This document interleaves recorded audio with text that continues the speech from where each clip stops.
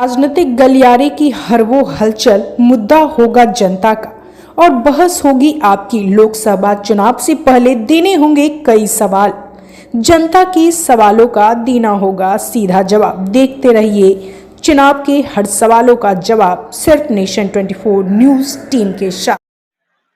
नमस्कार, नेशन 24 में आपका स्वागत है। मैं नीरज। देखिए, अभी हम गया में मौजूद है। गया लोकसभा क्षेत्र के पूरे क्षेत्रों के भ्रमण में है और लगातार ये जानने की कोशिश कर रहे हैं कि इस बार की जनता की मूड क्या है और क्या जनता विकास के नाम पे बदलाव चाहती है या फिर अपने पुराने पुराने तरीके पे ही रहती है। इसी क्रम में अभी हम मौजूद हुए हैं गया में और हमारे साथ मौजूद हुए हैं सतीश कुमार जी, जो मखदुमपुर गया के विधायक हैं। तो चलिए हम इनसे बात करते हैं और जानते हैं इस पूरे क्षेत्र को लेकर कि आखिर किस तरह का समीकरण इस क्षेत्र में देखने को मिल रहा है और क्या लगता है कि इस बार एनडीए के जो जितना मांझी जी खड़े हैं उनका पलड़ा भारी होगा या फिर कुमार सब्जी जी का पलड़ा भारी होगा, जो आरजेडी के पूर्व मंत्री भी रह चुके हैं और कद्दावर नेता भी हैं। तो चलिए हम विधायक जी से जानते हैं और समझते हैं, क्योंकि इनका ये जन्मस्थली भी है और काफी कर्मठ नेता के तौर पे जाने जाते हैं, सामाजिक नेता के तौर पे जाने जाते हैं और ये जादू भी दिखाते हैं। तो उस पर भी हम इनसे चर्चा करेंगे, आखिर वो जादू क्या है और क्या वो जादू समीकरण इस बार इस गया लोकसभा क्षेत्र में इनका चल पाएगा। इन सारी चीजों पे हम चर्चा पर चर्चा इनसे करेंगे, अपने माध्यम तक आवाम तक पहुंचाने का काम करेंगे। नेशन 24 में बहुत बहुत धन्यवाद पूरी टीम को। नेशन 24 जो ग्राउंड रिपोर्ट कर रही है, ग्राउंड पर आकर के, इसके लिए पूरी टीम को बहुत बधाई। सर, क्या लगता है कि इस बार गया लोकसभा क्षेत्र में गया की जनता जो है क्या मूड लेके चल रही है? ये गया की जनता ही नहीं, पूरे देश की जनता का एक मूड, जो हम गांव-गांव में जा रहे हैं, झोपड़ियों में जाके बैठ रहे हैं, गांव में चौपाल लगा करके उनके साथ बैठ रहे हैं, तो सबके जेहन में है कि मोदी जी को बदलना है। ठीक है, व्यक्ति सामने कौन चुनाव लड़ रहा है ये महत्वपूर्ण नहीं है, मोदी को बदलना है। और जो लोग मोदी जी को ट्रांसफार्मर मान करके और अपना टोका फंसा करके जो बल्ब जलाना चाहते हैं, उनका बल्ब इस बार फ्यूज होना है, क्योंकि ट्रांसफार्मर से उतनी एनर्जी इस बार नहीं निकल रही है। ठीक है, क्या ट्रांसफार्मर कमजोर पड़ गया? ट्रांसफार्मर कमजोर पड़ गया, ट्रांसफार्मर फ्लक्चुएट कर रहा है, ट्रांसफार्मर का कोई मुद्दा नहीं है। ट्रांसफार्मर कभी 440 तो कभी 110 वोल्ट, कभी 50 वोल्ट पर आ जा रहा है। तो जब ट्रांसफार्मर फ्लक्चुएट करता है तो सारा बल्ब फ्यूज हो जाता है। ठीक है, आप भी लगातार जनता के बीच जा रहे हैं, जादू भी दिखा रहे हैं, आप काफी चर्चित है जादू को लेके। आखिर वो जादू क्या है और क्या वो जादू इस बार आप जिस क्षेत्रों का दौरा कर रहे हैं लोकसभा गया लोकसभा के लिए, वो चलेगा यहाँ?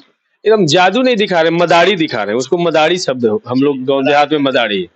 तो देश में 2014 में एक देश में मदारी दिखाने वाला है, तो उसी की कॉपी हम करने की कोशिश कर रहे हैं।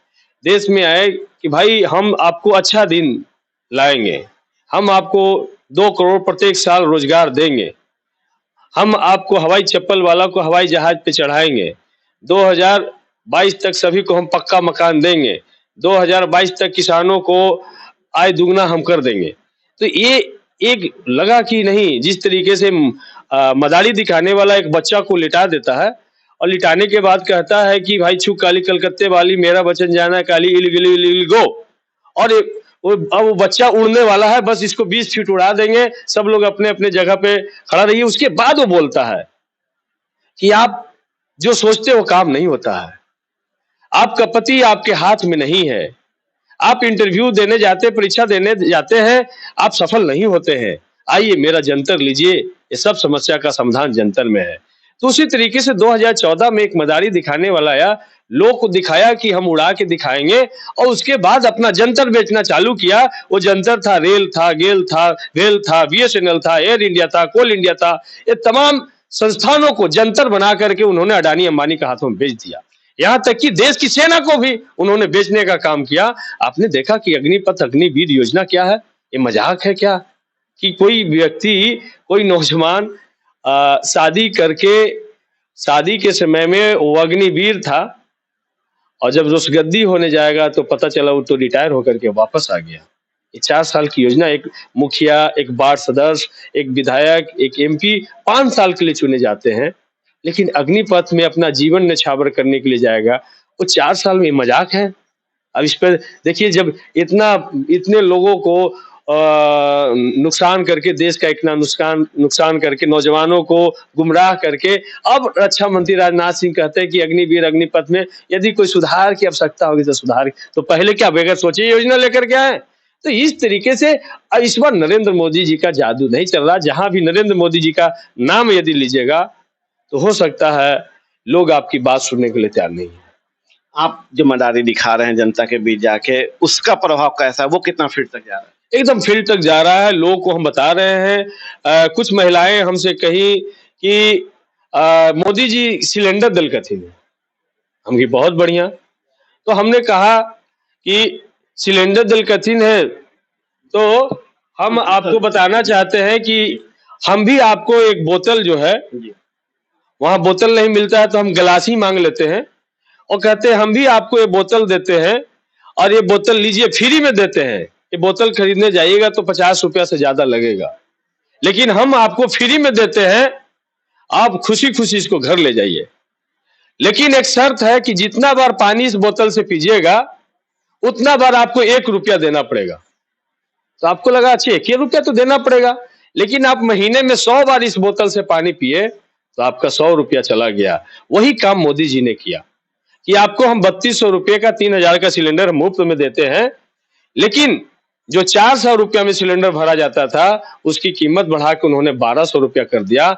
मतलब कि 800 रुपया आपके प्रत्येक रिफिलिंग पे आपसे फालतू लिया जा रहा है। तो यदि आप साल में, आप गरीब हैं, झोपड़ी हैं में रहते हैं, गरीब लोग हैं, यदि साल में आप 5 सिलेंडर भी भराते हैं तो 8×5 40 मतलब 4000 रुपया आपको फालतू देना पड़ रहा है। और मोदी जी 10 साल से प्रधानमंत्री हैं तो 4000 गुने 10 40,000 रुपया आपके घर से मोदी जी ने डकैती कर लिया। आपको पता चला? अपने बात के एहसास करती हूँ लोग, बोले कि हाँ ये तो बात सही कहूँ हम कि ये एक किया जा रहा है आपके साथ में, ये मजाक किया जा रहा है, आपके साथ में मजाक किया जा रहा है। तो कुछ किसान हमसे कहे कि मोदी जी हमको साल भर में 6000 रुपया देते हैं। हम की बोले चचा, किसान चचा आपको 6000 रुपया दिए, बहुत अच्छी बात है, हम उसको स्वागत करते हैं कि पहली बार कोई किसी किसान को डायरेक्ट बेनिफिट मिला। लेकिन चचा पहले आप खेत कैसे जुतवाते थे? तो बोले बाबू 800 रुपये 1000 रुपये बीघा। हम कि अब कैसे जुता रहे हैं? तो 2000 रुपये बीघा। तो पैसा कहाँ गए? 1000 रुपया फालतू लग रहे हैं। डीएपी खाद पहले कैसे लेते थे चचा? तो 600 रुपये बोड़ा। हम कि अब कैसे लेते हैं? तो 1600 रुपये बोड़ा। तो 1000 फालतू कहाँ गए? पहले खेत में मजदूरी लगा ली चचा, कितना लगा ली? तो पहले तो 200 रुपया में भी काम कर ले थी, अब तो 400 रुपया में भी तैयार ना हुई थी लोग। क्या हम की चचा मजदूरिया जो लग गई? तो मोदी जी ने खेती में आपका लागत को दुगना किया है, आपके बेनिफिट को दुगना नहीं किया है। लोग एहसास कर रहे हैं कि हमने एकदम ठगा ली बेटा, सेबरी तो होकर खिलाफे में वोट दे गई। आप जनता के बीच जाके ये भी समझाने की कोशिश करते हैं कि महीना 30 दिन का होता है और आज महीना जो अंबानी या धीरू भाई अंबानी के जियो सिम की बात करें, एयरटेल की बात करें या जो भी टेलीकॉम सर्विस की बात करें, उसमें जो है वो दिन अब घट के 24 हो गया है। तो इस पे लीप ईयर भी खत्म हो गया है। क्या इस पे कुछ आप लोगों के बीच चर्चा जरूर करते हैं? हाँ, लोगों को हम बताते हैं, जो आम लोगों को समझ में सीधा सीधी नहीं आ रहा है। जैसे हम सब लोग जानते हैं कि महीना में 30 या 31 का महीना होता है और फरवरी 28 दिन का होता है जब लीप ईयर होता है, 29 दिन का होता है, बाकी 28 दिन का फरवरी होता है। ठीक है, तो 28 दिन का भी महीना हम लोग अगर एक महीने के मालिक, ठीक है एक्सेप्शनल चीज को ही कोई उठा ले तो 28 दिन का महीना होना चाहिए था। लेकिन जियो वाले के यहाँ और एयरटेल वाले के यहाँ, अब तो एयरटेल के भी मालिक जियो वाला ही हो गया। बात करें हाँ, तो टेलीकॉम कम्युनिकेशन में आप देखिएगा तो महीने हो रहे हैं 24 दिन का। अरे भैया ये मजाक है। यदि आप हर एक महीने में 6 दिन भी आपने घटा दिया तो 72 दिन तो आपने बढ़ा लिया अपना। तो क्या एक साल 12 महीना के बदले मोदी जी के काल में एक साल 14 महीने का होगा? ये मजाक है कि नहीं है? तो इस तरीके से आम लोगों के साथ में मजाक, और यही है नव उदारवाद आर्थिक नीति जो मनमोहन सिंह जी लेके आए थे, लेकिन उसका विकृत रूप नहीं था, वो विकृत रूप अब देखने को मिल रहा है। आज छोटे छोटे दुकानदार के पास में आप जाइए, हम जब नुक्कड़ सभा करते हैं बाजार का सभा में, तो छोटे छोटे दुकानदार कहते हैं कि बाबू हमारे सामान के खरीदते हैं, सब मोबाइलवा पे सर्च करके मंगा लेते हैं, मनी के कोई सामानवा ना लेते। कपड़ा दुकान में बेचा वाले रो रहे हैं और जीएसटी उनको 18 से 28% आप कर दिए हैं, सारे लोग रो रहे हैं। इसलिए इस बार जो मोदी जी कह रहे थे कि 400 पार, हमको एक यकीन हो गया है कि मोदी जी 543 में से 400 सीट हारने जा रहे हैं। जनता के बीच आप बने रहते हैं, लगातार जनता आपकी बातों को सुनती है, काफ़ी भीड़ होता है, लोग आपके ध्यान से आपकी बातों को सुनती है, पर कभी-कभी आप विवादास्पद बयान दे जाते हैं, ये ऐसा क्यों करते हैं? इसके पीछे भी कुछ राजनीतिक है? नहीं, कभी हम कोई विवादास्पद बयान नहीं हाल के देते। दिनों में भी आप चर्चा में थे विवाद को लेकर। नहीं, कोई विवाद नहीं। हम वैज्ञानिक सोच में विश्वास रखते हैं। यदि अंधविश्वास आर्टिकल 51 ए बी सी, ये तमाम जो आर्टिकल 51 है वो हमको अंधविश्वास के खिलाफ में बोलने का, अपनी बात रखने का इजाजत देता है। तो यदि हम लोगों को कहते हैं कि भैया गोबर को गणेश अगर कोई बना दिया तो आप गणेश क्यों मान लिए? हम तो कहते हैं कि भैया अगर हम कहते हैं कि ये लालू यादव है, आप मान लीजिएगा कि ये लालू यादव है, ये रामविलास पासवान है, मानिएगा? आप कोई मानेगा? मानिएगा भैया? कोई नहीं माने। तो हम कहते हैं कि अगर गणेश जी को ही आप पूछते हैं तो गणेश जी का एक फोटो है ना, मूर्ति है ना, तो गणेश जी का फोटो या मूर्ति रख के गणेश जी को मान लीजिए, पूज लीजिए। लेकिन कोई कहे कि गोबर को गणेश आप मान लीजिए, अब आप मान ले रहे हैं। अरे भैया, उस व्यक्ति को तो धन्यवाद देते हैं जो गोबर को गणेश कहा। यदि गोबर को लड्डू कह देता तो भर भर पेट खा भी लेते आप। हम तो उनके अंदर वैज्ञानिक चेतना पैदा करना चाहते हैं। तो इसलिए ये हमारी ड्यूटी है, हर एक भारतीय की ड्यूटी है कि अंधविश्वास जिस पे आंख मूंद करके कोई विश्वास करता हो, तो गौतम बुद्ध भी कहते हैं, गौतम बुद्ध का पढ़िए, बाबा साहब का लिखा हुआ किताब है। गौतम बुद्ध स्वयं कहते हैं कि किसी बात को तुम इसलिए मत मानो कि बुद्ध ने कहा है, किसी बात को तुम इसलिए मानो कि तुम्हारे तर्क की कसौटी पे यदि ये बात खरा उतरता है तो मानो, अन्यथा मत मानो। तो हम तो लोग को तार्किक बनाना चाहते हैं। अभी आप लगातार पूरे क्षेत्र के दौरे पे है, काफ़ी बड़ा क्षेत्र है, जनता के बीच में आ रहे हैं। क्या लगता है कि कौन-सी वो योजनाएँ हैं केंद्र की जो सांसद होते हुए उन्होंने, जो वर्तमान अभी हैं, जिन अब तो नई चुनाव होने वाला है, तो जो पहले से हैं वो उन्होंने उतारा है और ज पटल पर दिखता है, या फिर ये सिर्फ़ कागज़ी खेला होके रह गया है? नहीं, योजनाएं देखिए, एक चीज बिहार सरकार में, बिहार में एक काम हुआ है जिससे हम लोग कोई भी इनकार नहीं कर सकते हैं। वो काम हुआ, बिहार में बिजली घर घर तक पहुंची है, सड़कें का नेटवर्क विकसित हुआ है। लेकिन स्वास्थ्य सेक्टर में जितनी काम होनी चाहिए थी वो काम नहीं हुआ। एजुकेशन सेक्टर में जितना काम होना चाहिए था वो नहीं हुआ। और ये हाल के 17 महीनों में सरकार ने, जो हमारी महागठबंधन की सरकार थी, उसने ऐतिहासिक निर्णय लिया और बीपीएससी के माध्यम से जो शिक्षकों की बहाली हुई, उससे शिक्षकों की कमी दूर हुई है। तो हम ये कहना चाहते हैं कि अभी जो काम जो होना चाहिए था, जो ये नरेंद्र मोदी जी के 10 साल में किसान उनको बहुत आशा भरी निगाह से देख रहे थे, किसानों के लिए कोई काम नहीं हुआ। उनको 3 कृषि कानून ला करके उनको फंसा दिया गया। किसान आंदोलन किए, आपने बैक किया, हजारों किसान की शहादतें हुई, उसके बाद अब बैक किए। तो किसानों के लिए नरेंद्र मोदी दुश्मन साबित हो रहे हैं। किसान आज खेती घाटे का सौदा हो रहा है। जो उनके इक्विपमेंट पे, उनके खाद पे, उनके बीज पे जो उनको सब्सिडी मिलता था, उस सब्सिडी को भी आपने बंद कर दिया। तो भाई सब्सिडी, आप सब्सिडाइज रेट पे आप उद्योगपतियों को बिजली दे रहे हैं, आप सब्सिडी दर पे उद्योगपतियों को जमीन दे रहे हैं, लेकिन किसानों को बिजली सब्सिडी रेट पे नहीं मिल रहा, किसानों को बीज सब्सिडी रेट पे नहीं मिल रहा, उनके खाद सब्सिडी रेट पे नहीं मिल रहे हैं। तो इसलिए खेती, जो भारत का जो आत्मा है, जो गांव में बसता है, और गांव का जो कैपिटल है वो खेती पे डिपेंड करता है, खेती आज चौपट हो रहा है, किसानी घाटे का सौदा हो रहा है। बड़े बड़े किसान अब खेती करना छोड़ रहे हैं। तो आने वाला दिन में, जो हम इंदिरा गांधी जी के समय में व्हाइट रेवोल्यूशन हुआ, ग्रीन रेवोल्यूशन हुआ, जिससे हम आत्मनिर्भर बने, आने वाले दिन में यदि हम खेती पर ध्यान नहीं दिए तो फिर से हम वहीं उसी दरिद्रता की दौर में हम लौट जाएंगे। इसीलिए हम चाहते हैं कि खेती पर काम नहीं हुआ। रोजगार गारंटी कानून जो बना था उसका सही से इम्प्लीमेंट नहीं हुआ।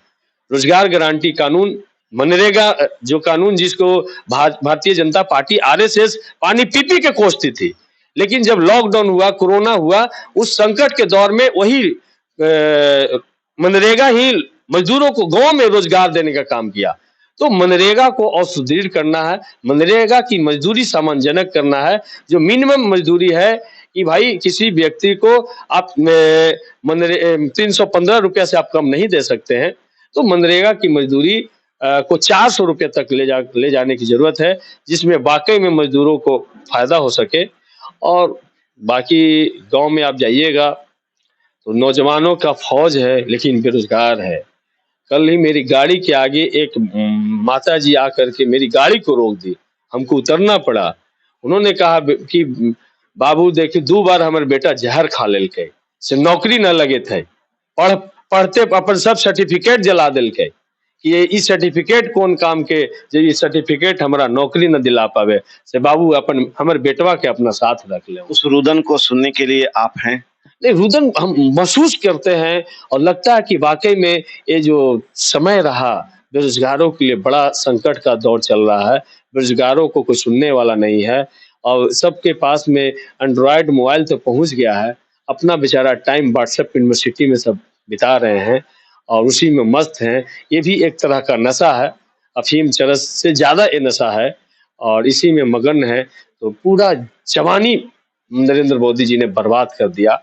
अग्निपथ के बारे में हमने चर्चा ही की, तो बेरोजगार के लिए बहुत बुरा समय रहा है। और आप जाइएगा या मोदी जी के सभा में भी आप देखिएगा, हम लोग देख रहे चुनावी सभा या कोई भी सभा, तो पहले जो नौजवान का एक क्रेज था कि मोदी मोदी चिल्ला रहे थे लोग, अब वो क्रेज खत्म हो गया।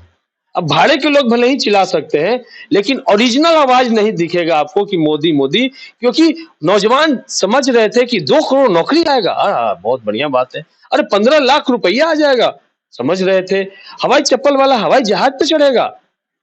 तो मोदी जी का अब आज उनके पास बताने के लिए क्या है? भाइयों बहनों, अब तो कहते हैं परिवारजनों, हम आपको 5 किलो राशन दे रहे हैं ना 5 किलो राशन।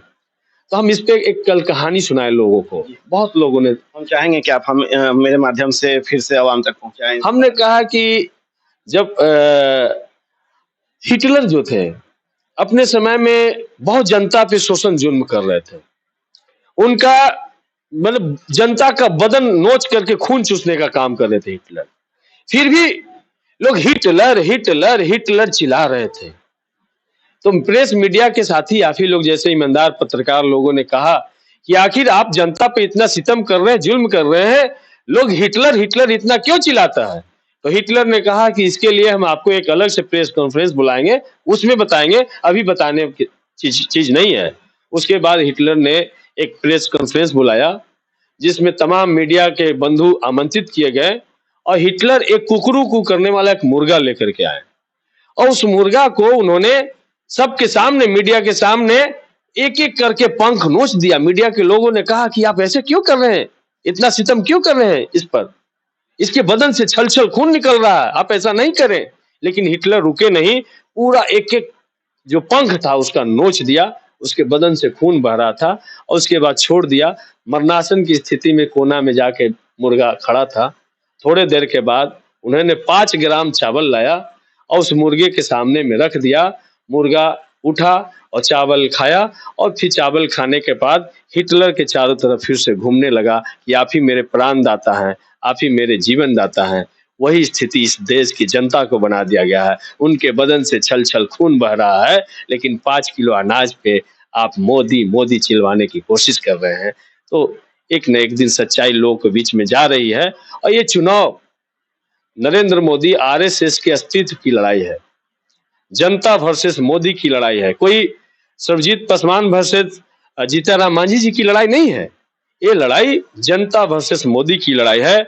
और मोदी कमर कस चुकी है कि इस बार किसी भी कीमत पे मोदी को नहीं आने देंगे।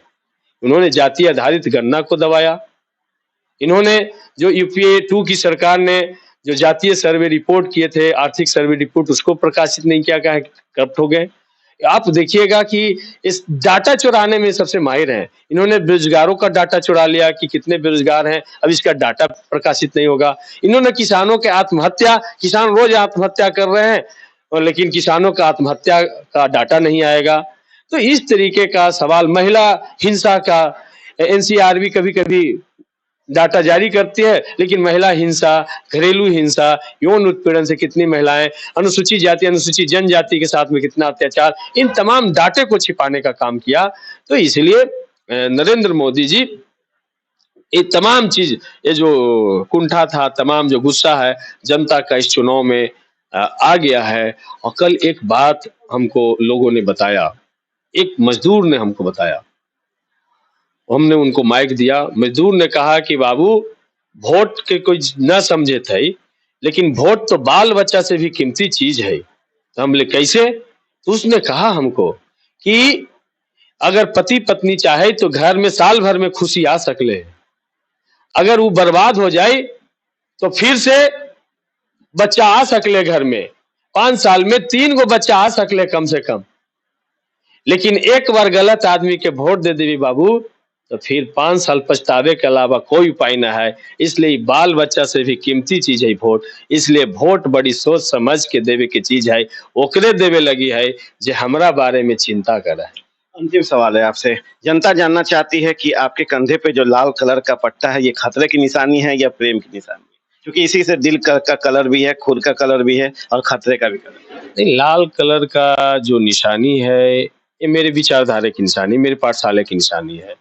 मेरा बैकग्राउंड आप सब लोग जानते होंगे तो ठीक है, नहीं तो हम एसएफआई से आए, हम कम्युनिस्ट पार्टी करके यहाँ तक पहुंचे और हम तो यहाँ संघर्ष कर रहे थे। राष्ट्रीय जनता दल के छात्र विंग से हम जुड़े, फिर यहाँ पर युवा राजद के हम जिला अध्यक्ष बनाए गए और उसके बाद हमें बुला करके, हमको पता भी नहीं था, तेजस्वी यादव जी के यहाँ से फोन आता है कि आप 5 बजे तक पटना पहुंचिए। वहाँ पहुंचते हैं और हमको टिकट मिलता है, मखदूमपुर से चुनाव लड़ने का मौका मिलता है। वहाँ की महान जनता हमको 25,000 वोट से जिताने का काम करती है। लेकिन उसके अलावा हम रोज बरोज हम इस जो मनुवादी ताकत है, ये जो ब्राह्मणवादी ताकत है, ये जो जातिवादी ताकत है, ये जो भ्रष्ट व्यवस्था है, ये जो पूरा जो सिस्टम है, इससे हम रोज बरोज टकराते हैं। इसलिए हम शान से कह सकते हैं कि हम अपना कफन साथ लेके चलते हैं, क्योंकि टकरा वही सकता है जिसको जिंदगी का गम न हो। इसलिए हमको जिंदगी का गम नहीं है, हम टकराते इसलिए हैं कि हम कुछ बदल सके, हम लोगों के लिए कुछ जीवन बेहतर कर सके। इसीलिए हम अपना कफन साथ लेके चलते हैं कि भाई हम आपके लिए कफन उठाए हैं। मोदी जी तो कहते हैं हम झोला उठाएंगे, हम तो झोला उठाए हुए हैं, ठीक है। और हम जब से राजनीति में और कॉलेज में गए तब से हम झोला को रखते हैं और ये झोला मेरे आत्मबल की निशानी है। इस झोले में जनता से जुड़ी तमाम चीजें होती हैं, इसमें मोहर होता है, इसमें पैड होता है। जनता को जहाँ जरूरत होता है वहीं पे हम उनका काम कर देते हैं। जनता को जहां जरूरत होता है वहीं पे काम कर देते हैं और विधायक जी ने बहुत स्पष्ट ढंग से इस लाल कलर की निशानी को भी बताया है। अंधविश्वास क्या है उस पर भी उन्होंने बहुत बखूबी हमारे चैनल के माध्यम से, हमारे कैमरे के सामने उन्होंने बखूबी प्रस्तुत किया है कि आखिर अंधविश्वास क्या है और कैसे जो है इसे दूर किया जा सकता है। वैज्ञानिक स्तर पे उस पर चर्चा हुई है, गया लोकसभा पे चर्चा हुई है, विवादास्पद बयान पे चर्चा हुई है और इन्होंने कहा है कि इस बार का मदारी जो हम खेल खिला रहे हैं वो हर हालत में जो है 100% जाएगा और इस बार बदलाव दिखेगा, क्योंकि लोग जो है अब झांसे से दूर हो चुके हैं, युवा जो है अब परेशान हो चुका है और कमर कस चुका है कि इस बार देश में बदलाव करके नई जागृति, नई क्रांति लाने का काम करेंगे और एक बेहतर एक राष्ट्र स्तर पे जो है एक अलग पहचान बनाने का काम करेंगे और एक नई पार्टी का जो है उदय इस देश को देखने को मिलेगा। आप देखें नेशन 24 न्यूज। नमस्कार।